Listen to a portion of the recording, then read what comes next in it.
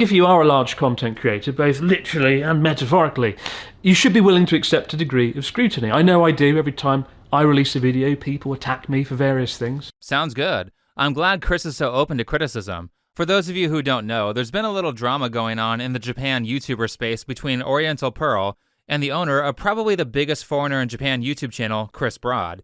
The whole thing has been shocking because previously I was a longtime fan of Chris. He seems like a genuine good guy who is fun to watch, but what I've ended up finding out while watching this whole event unfold is that Chris is kind of a petty sociopath who is probably guilty of at least 2 different crimes. If you want the full story, then you can watch this video here that I made, but for the people who haven't seen it yet, let's do a quick recap of the stuff that's happened that's related to this video.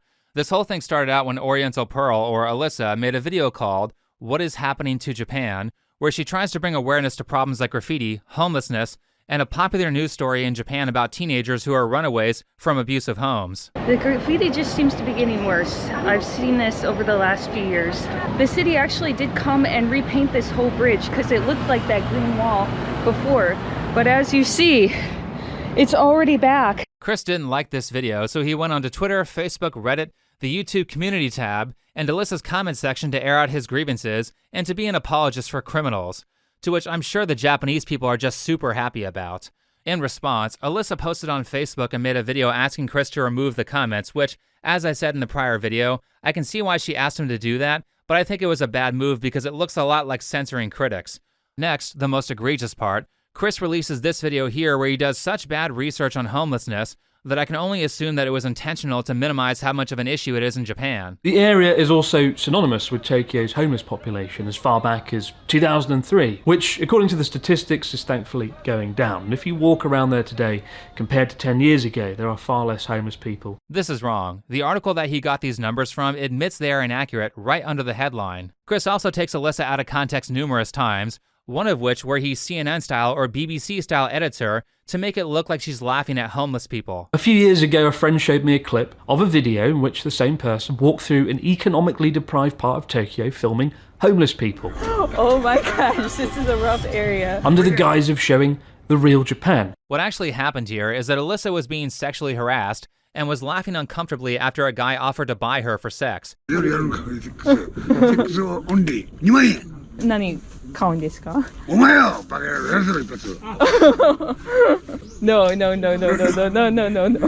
Oh my gosh, this is a rough area. Yeah. ちょっとやばい話です。大丈夫です。 Chris's edit of this moment very much looks like defamation, and in Japan, where they both live, defamation, I believe, is a criminal offense. Abroad in Japan, you should be ashamed of yourself.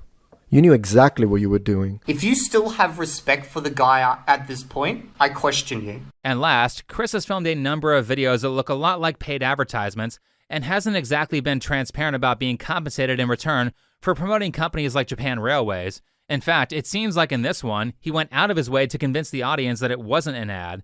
This is a crime in America, and I'm not a Japanese lawyer, but I believe it's also a crime in Japan. Which brings us back to Chris's video, What is Happening to Japan?, where he has changed the pinned comment to respond to recent events. Now, this comment has been edited multiple times, but for the sake of authenticity, I'm going to use the original. Over the past couple of days, an onslaught of channels, many of whom appear to be friends of the creator in question, have criticized this video and myself.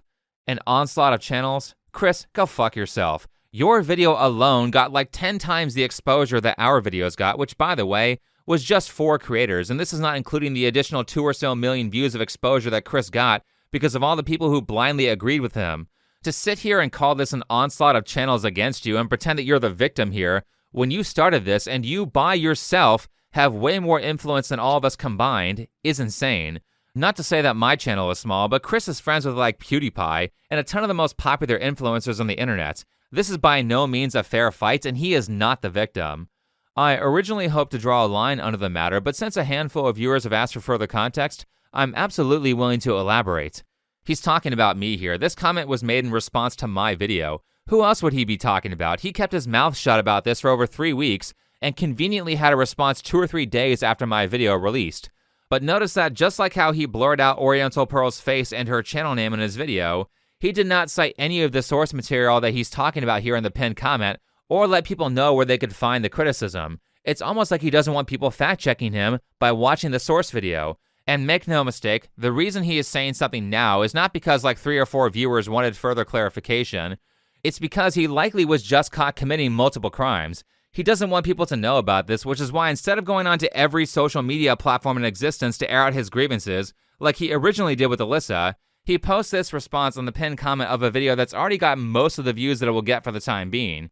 So the millions of people who are misinformed by that defamatory edit he made of Alyssa won't see this response. Moving on, in CNN or BBC-like fashion, Chris starts his post off with a bunch of irrelevant filler bullshit content that he is using in the hopes that his viewers will get bored of reading before he actually responds to the most egregious allegations. This makes you look guilty, Chris. Anyway, so he starts his message out with whataboutism filler content about faces not being blurred. And just to quickly address this, clearly Chris knows how to use a blur effect, yet he didn't blur any of these faces either. So obviously he doesn't actually care. Anyway, let's skip all the word vomit and move on to the tiny bit at the end where Chris actually addresses a single issue that I brought up in my first video, which was the defamation claim. After this video was published, one edit to that montage was made, removing a couple of seconds of audio to avoid any potential confusion about chronology. This did not alter any argument or claim. Chris, you're full of shit. Also, technically it was 2 edits because he showed that moment twice. The moment in question is the one where he edits the audio to make it look like Alyssa's laughing at homeless people, when in reality, she's being sexually harassed by a guy who isn't homeless. But sure, he did it to make certain that people wouldn't be confused about the sequence of events. Don't worry, it didn't alter any of my claims. Except your claim is that Alyssa doesn't care about homeless people, which is ridiculous. Alyssa has been doing homeless outreach work for years. So his claim is that she doesn't care about society's most vulnerable, and she's treating them like some sort of exhibit at the zoo for her content. And he's saying this as he edits her out of context to make it look like she's laughing at them. That clearly does alter people's perception of her, and it obviously was an intentional edit. What respectable media-literate guy with journalistic integrity such as Chris claims to be would be stupid enough to use someone being sexually harassed as a weapon against them? He took such a horrible moment, I'm sure it was horrible for her, being treated like a prostitute, to use a point where she was uncomfortable and nervous and just trying to get out of a bad situation and twist that to make it seem like she was making fun of these homeless people is so despicable that I can't watch any of his videos now and find entertainment or joy like I used to from them. So again, clearly he intentionally took her out of context and sold an untrue narrative to enhance his point and make her look bad. He does that all over his video. This was just the most egregious example. But all of this begs the question of, if none of this stuff from Chris is about moral standards or helping Japan, then why did he attack Alyssa? Well, why don't we go over some information that I held back on? I think a part of the reason is personal drama, and the other part is about politics. I mentioned in the prior video that it would be difficult to tell how malicious Chris is being without insider information. Here's primarily what I meant. Chris wants to pretend that he had no idea who Alyssa was before this event. I was accused of painting Japan as a utopia. I was accused of excluding her from my friendship group, somebody I've never met, never spoken to. He's trying to play word games here to make his audience believe that he had no idea who Alyssa was until like a month ago. That's not true. The Western expat community is very small, and it is very easy to randomly bump into other expats, especially if you both live in Tokyo. Chris absolutely knew who Alyssa was before this whole event. He admitted to bumping into her before on a Sora the Troll livestream, and you can even see him slip up during the video where he's like, I don't know her at all. So anyway, a friend showed me this video of hers a few years ago. That being said, here's what I held back on in the previous video. I have Discord leaks of Charla, Chris's fiance, talking about Alyssa from as far back as 2022. Here's the reason why there is animosity between Chris and Alyssa. You can see here that one of the members is sort of complimenting Oriental Pearl or Alyssa, and Charla chimes in and says that Alyssa wrote some mean comments on her YouTube page. And then it ends with someone complaining that Alyssa called out some scammers who are pretending to be fluent in like 15 languages for money. I wonder why they would have an issue with that. But the next question is, what was said? So I asked Alyssa for more context. The exact videos from Charla have since been deleted, but Alyssa remembers having about 100 subscribers at that point, and Charla was making a lot of cat videos, like a lot of cat videos. So in response, and as a fan during this time, Alyssa said, I'm not really feeling these cat videos. How terrible, she's so mean.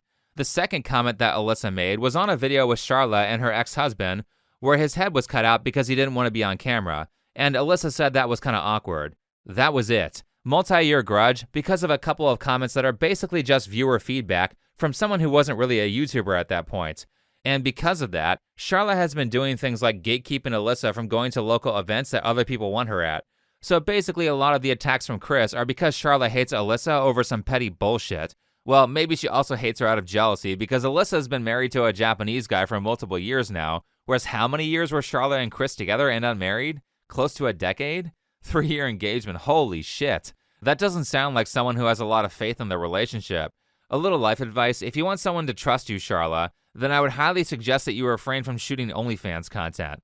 I'm sorry, that was petty. I shouldn't have said that. But when someone who has the obvious jealous energy of an obese man who's about 5'7" gets millions of views defaming your friend, you tend to feel a little bit petty.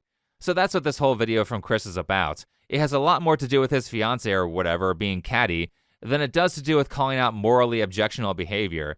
This is why, despite him saying that the Japan is over content is like this huge trend in his video, he only goes after Alyssa. It's extremely important to portray objective reality as best you can online. When you're a big creator, there is a burden of responsibility. Imagine if I'd made a video, the original What's Happening to Japan video, myself, right, with an audience of 3 million people. Some people, rational people, would have called me out and been like, Chris, mate, a bit of graffiti and some bin bags is not Japan. But a lot of people would have been, oh, Chris is a figure of several million followers. I respected some of his previous videos. He's right on this. And I am in a position to shape opinions. I mean, in reality, it seems like you're very aware of what you can get away with because people see you as an authority figure, and you actively exploited that to attack a creator that you don't like. He doesn't care about any of this shit morally. He's doing most, if not all, the bad things that he accuses her of, which is why I think this is far more about personal drama his fiancée has than it is about morality. And this isn't the first time that Chris has taken shots at Alyssa. With Tokyo vlog content overload from other channels, anything unique, exciting and new from abroad in Japan that we haven't seen before when you move to Tokyo. Well, now that I'm here in Tokyo, I can assure you, you're going to see the most groundbreaking, dynamic, original Japan-based content that you have ever seen. Content like, White Man Speaks Japanese to Strangers, Shock Surprise Sugoi, Mind's Blown. This is almost a direct copy of one of Alyssa's thumbnails, more proof that he's actually known about her for years. She's not someone he just found out about. This attack right here is purely about him not liking her. It's not about the content format because, you know, when it's a Japanese creator doing this like Kazu Languages or Namaste Kohei, Chris says nothing. Alyssa isn't even the most popular person in this niche. I believe that it's Xiaoma, who is so ridiculous that he literally made a video where he's like, I surprised monkeys by speaking monkey to them. So again, none of this was about morality. All of the grandstanding was clearly just a way to attack Alyssa. I don't really know how anyone can ever trust a guy again who would defame someone and try to cover it up because his girlfriend of like 8 years got offended by a comment saying, I'm not feeling the cat videos. And Chris will sit here playing the victim saying how this put him through a dark and depressing chapter, which personally I think has a lot more to do with alcohol abuse than another creator making a video he didn't like. But he'll say that this is such a dark time for him as he defamed someone and essentially got away with it. Though, as I said, there's also a second part of this, which is about a difference in politics that normally I wouldn't have cared about. However, I now find this political difference between Oriental Pearl and Chris to be a little concerning, especially considering that he now knows he can get away with defamation and get overwhelming support from his audience and other creators. The concerning part is that Chris is actually fairly politically radical, but he's hiding it because he has a mixed audience and doesn't want to lose followers.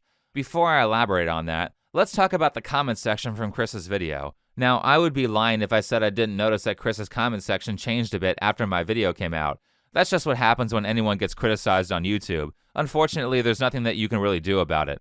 However, the issue here is that prior to this, Chris made a big deal by saying it was censorship when Alyssa asked him to remove his comments about her, and did a speech on how creators should be open to scrutiny. Now, I think if you are a large content creator, both literally and metaphorically, you should be willing to accept a degree of scrutiny. I know I do every time I release a video, people attack me for various things. And if I see something that I believe misconstrues reality, then I'm going to call it out as well. Well, I just so happened to notice that after Chris went onto every social media platform in existence to trash Alyssa, and after tons of creators were trashing her as well, she didn't delete the comments that came from his fans, even after weeks of constant brigading on multiple videos. Alyssa also did not delete Chris's comment on her video either. However, 2 days after my video released, I noticed that all the comments on Chris's video made by new viewers mysteriously disappeared, and so did everyone else. Here's something else that happened. Much like Chris felt free to post in Alyssa's comment section, Alyssa posted this message offering a chance to work things out. Alyssa is a conservative Catholic. She's actually very Catholic, and a part of her faith is to genuinely offer forgiveness to people who've wronged her. Anyway, Chris deleted that comment almost instantly. Call out people that are wrong, including me, including him. If we say things that you don't think are right, always call the people out.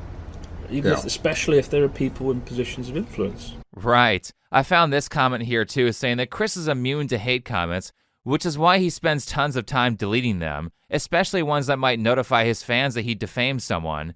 Wait, did he like his own post? Cringe. And for some clarity, I really don't dislike this person. I dislike their content, not just this video, but some other videos, which I'll discuss. I know I can be sarcastic and silly, but I'm genuinely not a malicious person. I quite honestly wish her well. And I ask you, if you disagree with her, if you disagree with me, that you always comment in a respectful manner and don't share any hatred online. I think he's just saying that. I have a lot of trouble believing that this wasn't malicious, considering the prior drama with Charla and the defamatory edit. And also the numerous false allegations in his video against Oriental Pearl that were pretty easy to prove as untrue with a small amount of research. But I mean, what's the point in being respectful if you're just going to delete Alyssa's comment anyway? However, I think what's more telling is the comments that he didn't delete. In fact, there were 2 comments that I noticed that he liked. Here's the first one. Thank you, Chris, for being a voice of reason in these trying times. What, did AI write this? All the haters are coming from a right-wing YouTuber called Think Before You Sleep. Now, there were a number of sycophants supporting Chris in the comments after my video released, but I only personally saw him like this one, the one that mentions my politics. The other like was found by somebody else. But when Chris started going on his comment deleting fury, he removed this like and deleted the comment below it that ratioed it. Here's the second like by Chris that was thankfully caught by a YouTuber who goes by Evil Dia. It comes under a comment talking about Chris's edited clip, and it says, "You meant white nationalists think before you sleep?" I mean, if Chris wants to say I'm a white nationalist when all I did in my video was say what Japanese people are saying, then I think that maybe Japan isn't that great of a fit for him. He literally liked a comment that had the energy of, "Everyone I disagree with is a Nazi." And I get labeled as this because I said that foreigners need to learn English if they want to live in America, illegals should be deported, and we shouldn't import too many people at the same time. These are all things that Japanese people believe. By the way, the evidence of this like is also gone. But thankfully, what's happened here with all these likes is that it's confirmed a little suspicion that I've had, because it's hard to tell what Chris's exact stances are. However, he will slip up a bit with dog whistles like this. In fact, the King of America himself is here in Japan for I think 48 hours. Right. Mr. Trump, President Trump is here. There's also this little moment here when he talks about the menu from when Japanese Prime Minister Takaichi and Trump met. I've just found the menu for what they had for lunch. They had the Prime Minister had lunch. Here's what they had. I mean, the steak sounds good. Don't know about the rest, but what do you reckon? Yeah, would you be happy with that if you're the dictator? You can see he kind of stopped himself there, and these sort of seem like innocuous comments, but he said them to virtue signal to his leftist audience without pissing off the people on the right who also watch him. He wants the left to know where he lies politically, but he still wants the YouTube money and the tourism money from people on the right, so he'll purposefully make his exact stances unclear. But there are dog whistles like this all over Chris's content. And what I've found is that when you get people like, say, Illymation, who are pretending to be non-political while at the same time not being able to shut up about their politics, these tend to be people who are very much towards the extreme end of their side. Make no mistake, if you scroll back far enough, you can see a less calculated Chris expressing some Trump derangement syndrome on Twitter in 2016. And to this I say, Chris, nobody cares about your opinion on Trump. You aren't American, nor do you live in America or have U.S. citizenship. How about you stay out of politics that you aren't beholden to? What's your favourite thing about Donald Trump? There isn't a favourite thing. Zero. My favourite thing about Donald Trump is that one day he will die. Hear, hear. Messed up, right? Instead of fighting against a chatter wishing death on Trump, Chris agrees with them. Now, Connor did have enough sense to say the comment was morbid, but neither of them say they disagree. You know that video I did with you where we went to Love Hotel and I jokingly read Art of the Deal? Yeah. Some people thought I was serious and were like, I'm really disappointed in you, Chris. Supporting Donald Trump. And it's like, no. I was making fun of the world's shitest book. How did you not see that? So after seeing this, I don't think it's too outlandish to point out that the second reason I think that Chris attacked Alyssa and thought it was okay to defame her is because she is politically on the right, and he's a part of the segment of the left that openly hates and dehumanizes people they disagree with. But also, it's a little bit bigger than that, and I do have strong concerns about Chris's politics considering that he has a lot of influence on foreign communities.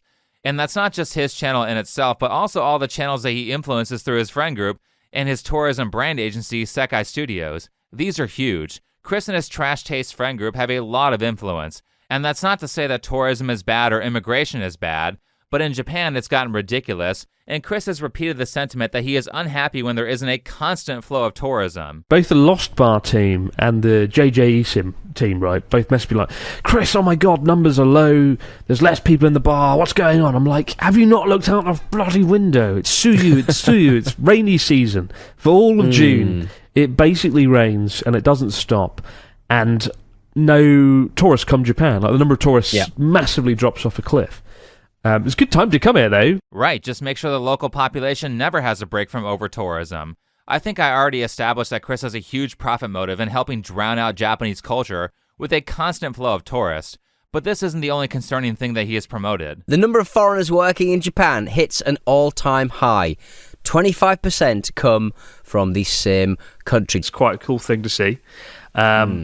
Much needed, given the decline of population. The LDP, the ruling government over the last sort of decade, has been kind of sneakily bringing in more and more people. They've done a pretty good job bringing in sort of 250,000 foreigners a year to fill the gap and try and fill in the void of workers. Because there just aren't enough young people in Japan to fill all the jobs, the vacancies that are popping up in convenience stores and restaurants and whatnot. He means the third world. If you look at the article they're reading, it's mostly people from poor countries that are immigrating. That's who you'll see working in the convenience stores if you go to Japan. And by the way, just as a side note, because the topic of anti-foreign sentiment came up in Chris's video, when it comes to anti-foreign sentiment, Logan Paul and Johnny Somali aren't really that big of an issue. They're just a hot-button topic for Westerners who don't know that much about Japan.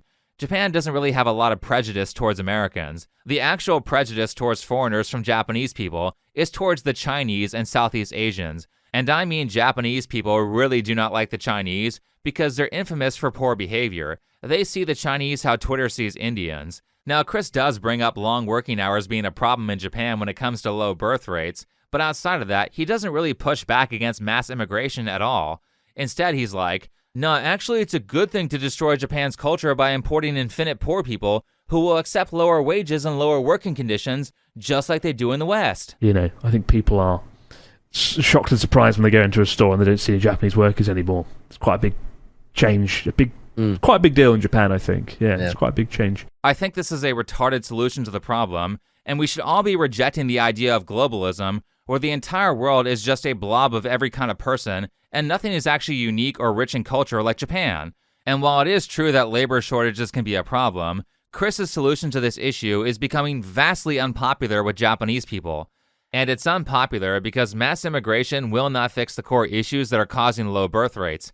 All it's going to do is turn Japan into the third world.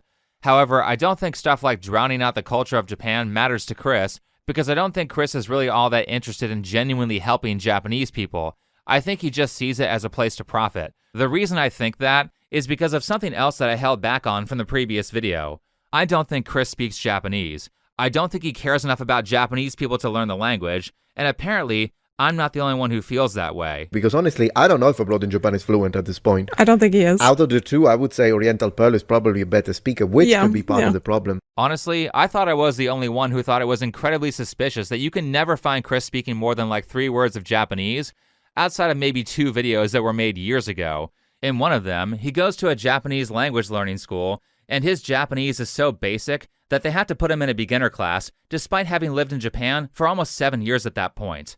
During the video, not only is his pronunciation horrendous, and I can't emphasize enough how much Chris butchers the Japanese language in his videos, so not only that, but if you know Japanese, you can see that he mistranslates the specific nuance of what's being said in the subtitles. 人前自己紹介怖いね。じ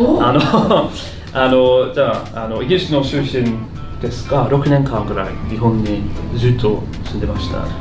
今仙台に住んでYouTube という仕事をしています。じゃあよろしくお願いします。今日。Thank you very much. はい、クリスさんはいつ日本へ来ましたか？6年前に。はい。These subtitles are wrong. The teacher said, "When did Chris come to Japan?" And the students responded, 6 years ago. Chris's translation was, "How long has Chris been in Japan?" And the students responded, 6 years, which is wrong. Now, this may seem super nitpicky because he got the gist of it correct. However, he makes multiple nuance errors in his translation throughout the video, and the problem is that this Japanese is very basic. This type of conversation is the first thing that you learn in Japanese study, and if he's making nuance mistakes on stuff this basic, close to 7 years after you moved, then he did not put that much effort into studying, which means there's no way that he understands any complex Japanese. And it shows in other content even when he's not speaking that much. For example, in this video that was in my first video about Chris, I noticed something that I didn't really elaborate on because other people that are more fluent than me fought me on it because Chris has been living in Japan for 13 years, of course he can speak Japanese. So in this video, I noticed that not only does he fail at basic pronunciation and stumbles a lot when speaking despite only saying 3 words at a time, he's speaking in short sentences because it makes it easier to hide how bad he is. That's a technique that fake polyglots use a lot. So not only that, but the Japanese lady is using a lot of borrowed English words instead of the Japanese words for them to help him out, and she's gesturing a lot to indicate the meaning of the words that she's using. Business はどうですか？あれね、クリスが来てくれてから、YouTube に上げてから、そう、外国のお客さんがいっぱい来てくれるようになって。Oh my god. どちらの国から来ましたか？オーストラリアとか、カナダからも来た。どうやってコミュニケーションできますか？もうとにかくこうジェスチャー、Thank you とかね、もうでお茶飲むとかね、もう。For those of you who can't speak Japanese, to put it simply, she's speaking to him like a retard, despite him living in the country for 7 years at that point. Now, Chris did release this video here around a year prior, where he is noticeably better, despite still speaking low-level Japanese, so either he cheated with scripting and editing, or he got worse over time.